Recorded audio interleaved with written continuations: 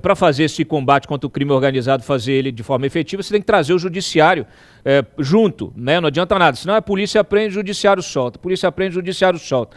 Agora, o Vítor acabou de falar aqui que a DPF foi um movimento político e, na verdade, ela está sendo usada, me corrija se eu estiver errado, Vítor, está sendo usada apenas como uma desculpa para o governo não fazer as operações necessárias. Eu não sei até que ponto essa... Não sabe fazer, Cláudio. Eles não sabem fazer. Porque a gente ouve muito sobre justamente as restrições que essa DPF criou, né, com uma série de exigências. Você citou uma aí, a questão de informar o Ministério Público e tal, mas tem muita coisa de flagrante, que não tem como. A polícia precisa ir na hora. Quer dizer, se você percebe um movimento, né, suspeito ou qualquer coisa que o valha, a polícia tem que subir a favela. Então, o que a polícia não está fazendo hoje são essas operações em flagrante que elas simplesmente não fazem porque existe essa DPF. Eu acho que esse é um contexto. Vamos enquadrar aqui para a gente não expandir demais a nossa conversa e não perder o foco. Alessandro, por favor.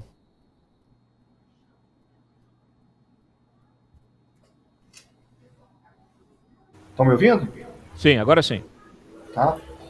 A DPF 635, ela criou, sim, algumas constrições legais para a atuação da polícia. Principalmente no primeiro momento, em que se criou um quadro de insegurança jurídica entre os profissionais de segurança pública que não sabiam exatamente quais os limites estavam sendo impostos. Então, alguns termos se mostraram muito vagos, como, por exemplo, conduzir operações que se justificassem pela sua excepcionalidade, ou seja, operações somente em caráter extremamente excepcionais. O termo era próximo a isso. A expressão literal está me faltando nesse momento. Mas, então, nesse primeiro momento, criou-se, sim, uma série de constrições à atuação policial. Isso ajudou com que esses grupos armados criminais fortalecessem a sua territorialidade dentro desses espaços segregados. Tanto é que, de lá para cá, o que nós observamos foi não só uma ingerência maior desses atores dentro das suas comunidades, como um acirramento da disputa territorial entre essas facções, entre esses grupos, e a expansão desses limites territoriais. Então, hoje se ouve falar muito que a barricada já está saindo da comunidade, já está avançando sobre o asfalto, e de lá para cá, nós observamos que as operações dentro das comunidades, elas ganharam em robustez. Então, são operações que contam com maior efetivo, maiores meios, aeronaves, blindados, e os embates, muitas vezes, têm sido, de lá para cá, contados as dezenas, né? Os saldos de mortos, infelizmente, isso aumentou muito. Mas o atual secretário de Segurança Pública do Rio, ele está, sim, adotando uma postura de enfrentamento. Tanto é que o número de operações tem se aumentado, né, com o intuito de criar uma pressão, usando as próprias palavras do secretário, uma asfixia na perspectiva dele. E muitas das ações que nós observamos, elas estão associadas diretamente a uma espécie de contra-ofensiva. Então, por exemplo, aquela onda de assaltos a carros no Rio de Janeiro, se eu não me engano, 800 carros furtados, roubados em 4 dias, isso está associado a uma espécie de resposta da organização criminosa para criar uma sensação de insegurança maior e mostrar que a política de segurança pública talvez estivesse indo num caminho errôneo. Mas as forças de segurança pública do Rio, elas estão, sim, verdadeiramente empenhadas em oferecer respostas. Agora, a questão fundamental é que, só para a gente concluir, não me alongar muito, é que precisa de uma resposta do Estado articulada em todas as esferas, não só na administração estadual, mas na municipal, na federal, enfim. A gente poderia até falar de termos de regionais, como a diplomacia do Estado brasileiro, mas o fato é que isso não existe. Hoje, os únicos que estão fazendo alguma coisa são as forças de segurança pública. E aí a gente precisa traçar uma distinção clara entre o que é Estado, né, Estado brasileiro, o que é governo e o que são os diferentes segmentos do Estado, o executivo, o legislativo, as forças de segurança pública, enfim. Eu vou abrir para a Carol também entrar aí e fazer o seu comentário e qualquer pergunta que queira, Carol, para os nossos convidados. Eu só vou fazer uma observação que você está me dizendo, Alessandra, que foram roubados 800 veículos como uma, vamos dizer assim, um ato político, né, para desestabilizar,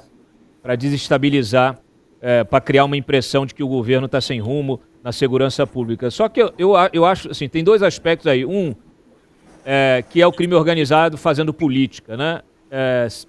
Seguindo esse teu raciocínio. E o segundo roubaram, né, os 800 carros. Então, assim, eu não sei até que ponto essa política de segurança está funcionando, porque se roubaram os 800 carros é porque foi possível roubar os 800 carros. Só te passar de novo a bola, e aí eu passo para você, Carol. Vamos lá, a questão da violência no Rio de Janeiro, as origens dela, elas estão na virada do século XIX para o século XX. Então é um problema que tem gestação de mais de 100 anos. Então é muito difícil a gente tentar fazer frente a um problema político, social, econômico e de segurança que tão largo no tempo, com políticas de governo ou com programas de governo que têm um horizonte temporal de 4 ou 8 anos. É lógico que essa política de segurança pública, ou o que parece ser uma política de segurança pública, ela tem a eficácia dela questionada, até mesmo porque ela não vai oferir resultados imediatos. Agora, a gente precisa entender a relação entre capacidade repressiva do Estado, por um lado, e base de apoio popular dessas organizações ou desses grupos armados criminais, por outro. Se a gente pegar ao longo de toda a história, ao longo desses 100 anos, 100 e poucos anos a qual eu faço referência, 130 anos, 130, 140 anos, a gente vê que a capacidade repressiva das forças de segurança pública do Rio de Janeiro, em diferentes momentos, como agora com a DPF 635, ela tem sido aos poucos dilapidada. Isso efetivamente compromete. E quando ela começa a apresentar algum tipo de resultado, invariavelmente você vai observar um recrudescimento na violência. É lógico que a segurança no Rio de Janeiro ela está longe de um sinal positivo, muito pelo contrário. Os prognósticos para o Rio são ruins hoje e pior ainda no futuro.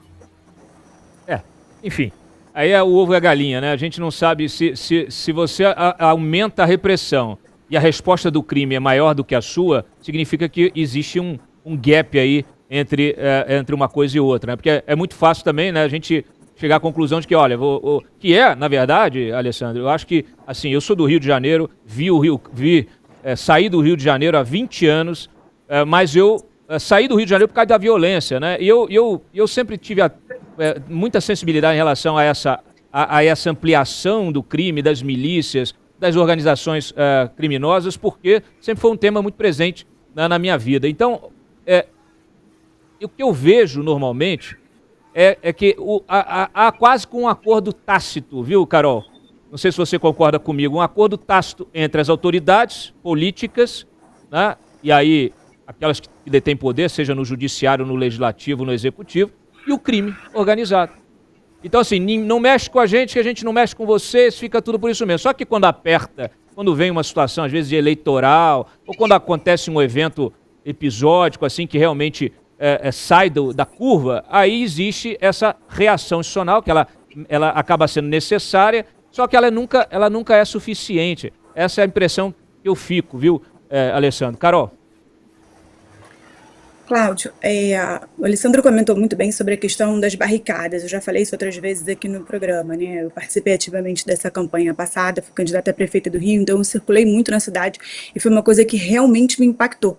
A porcentagem do nosso território que hoje está sob barricada. Eu sempre falo, chega o carnê do IPTU, mas não chega uma ambulância se você precisar de um atendimento do Estado, porque simplesmente o poder paralelo tomou lugar na cidade de uma forma assim que é bastante assustadora.